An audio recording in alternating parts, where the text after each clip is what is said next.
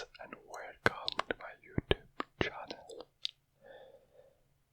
This is my first video in English and I hope you will like it despite my average, I would say average English. So for this first video in English I decided to just read an article in English from the website bloomberg.com, and this is an article. The title of the article is "The chip shortage keeps getting worse. Why can't we just make more?" I hope you will enjoy this reading. Don't hesitate to put a comment or a like and subscribe. And tell me if you would be interested to buy more English videos. Thanks. So we can see on the header of the article a short video of a robot arm feeds silicon wafers to a chip making machine. A video from Adrian from Bloomberg.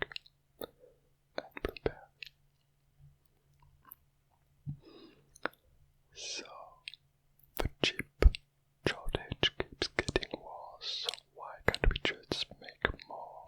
An article by Ian King, Adrian Leung, and Demetrios Pogkas, published the 6th May 2021.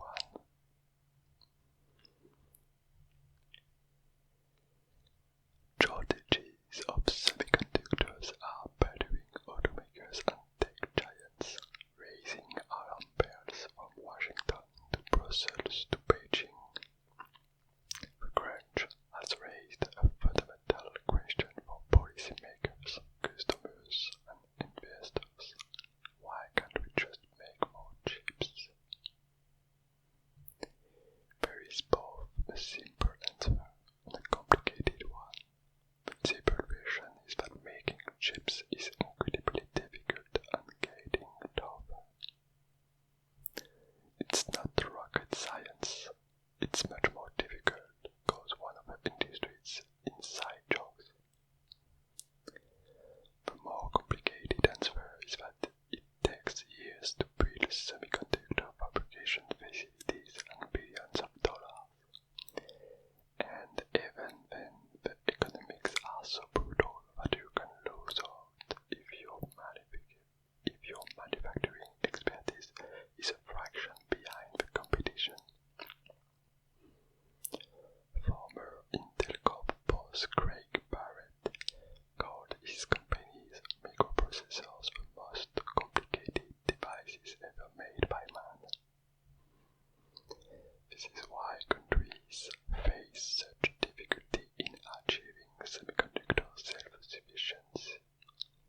China has called chip independence a top national priority in its latest 5-year plan, while US President Joe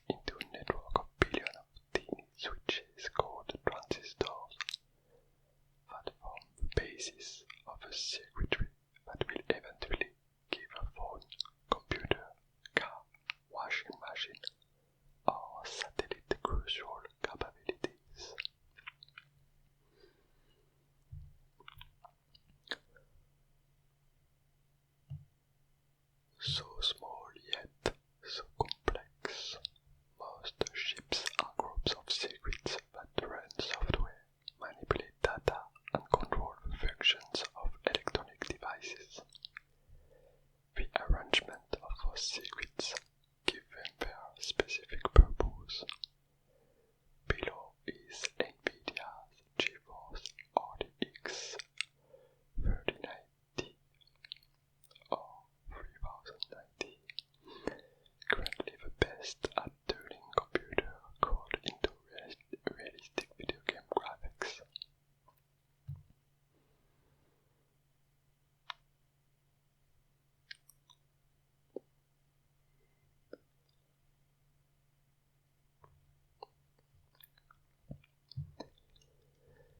Chip companies try to pack more transistors into chips, enhancing performance and making devices more power efficient.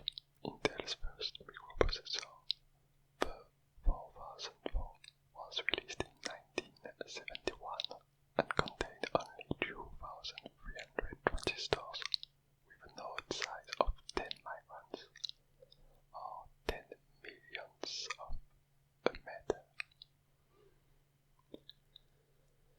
But Intel's undisputed leadership of the following decades ended between 2015 and 2020, when Taiwan Semiconductor Manufacturing Corp and Samsung Electronics Corp started building chips with better transistors, one with dimensions down to 5 nanometers or 5 billionths of a meter.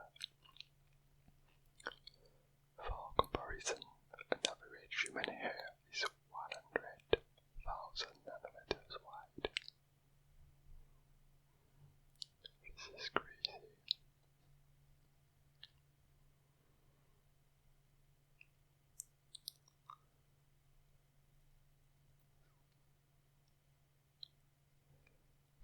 Nanometers for a transistor versus 100,000 nanometers for one human hair. Okay.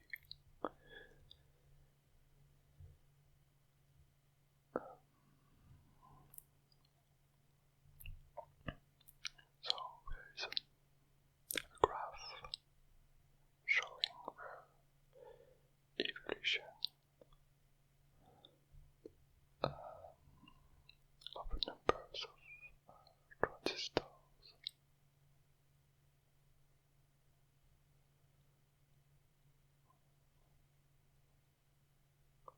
On the graphic cards over time. So in 1971 there was 2,300 transistors on the Intel card, and now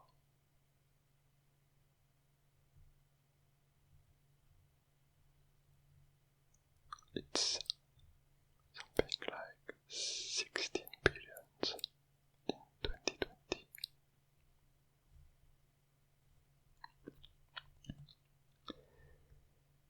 Cleaner than a surgery. Before you put silicon into chip making machines, you need a clean room, a very clean room. Individual transistors are many times smaller than a virus. Just one speck of dust can cause havoc on millions of dollars of wasted effort.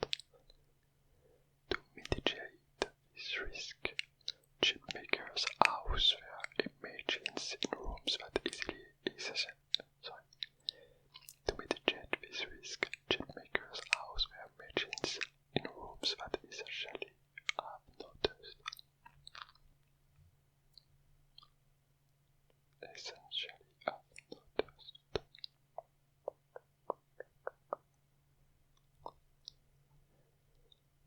To maintain that environment, the air is constantly filtered and very few people are allowed in.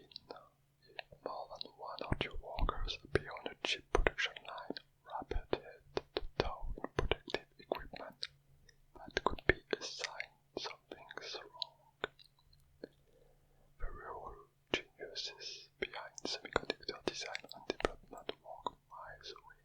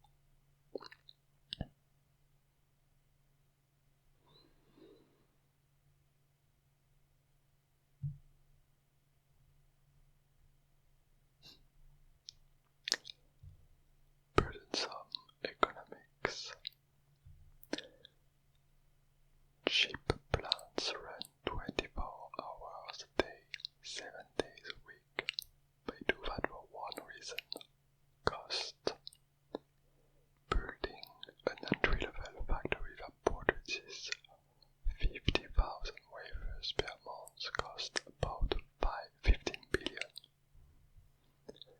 Most of this is spent on specialized equipment, a market that exceeded 60 billion in sales for the first time in 2020.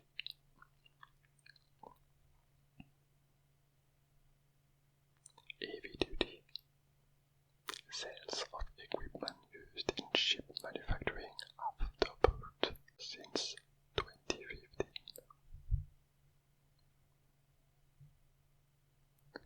Three companies, Intel, Samsung, and TSMC, account for most of the investment.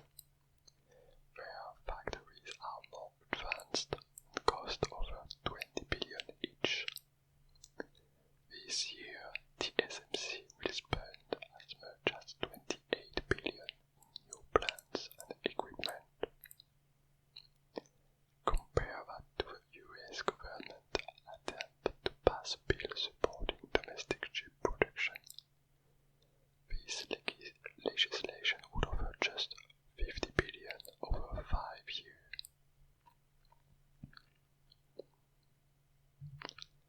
Once you spend all that money building giant facilities, they become obsolete in 5 years or less. To avoid losing money, chip makers must generate 3 billion in profit from each plant.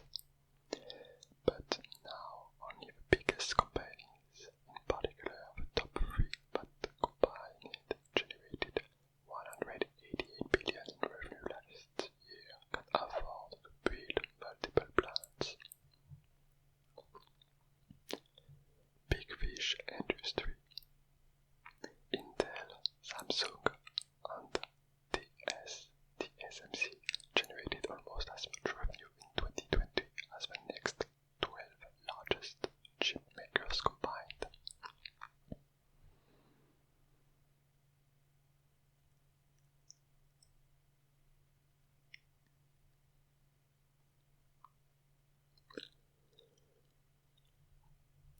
The more you do this, the better you get at it. Here, the percentage of chips that are not discarded is the key measure. Anything less than 90% is a problem, but chip makers only exceed that level by learning expensive lessons over and over again and breeding on that knowledge. The brutal economics of industry mean fewer companies can afford to keep up.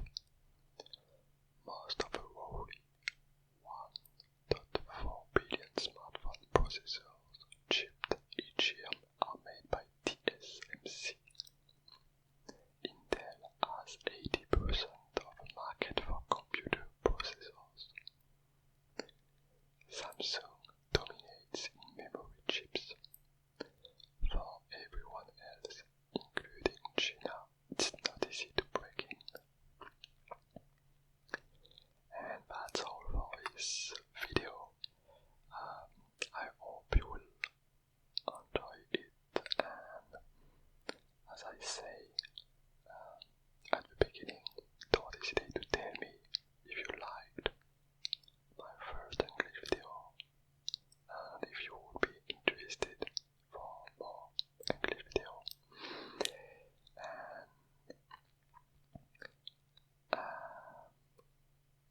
And see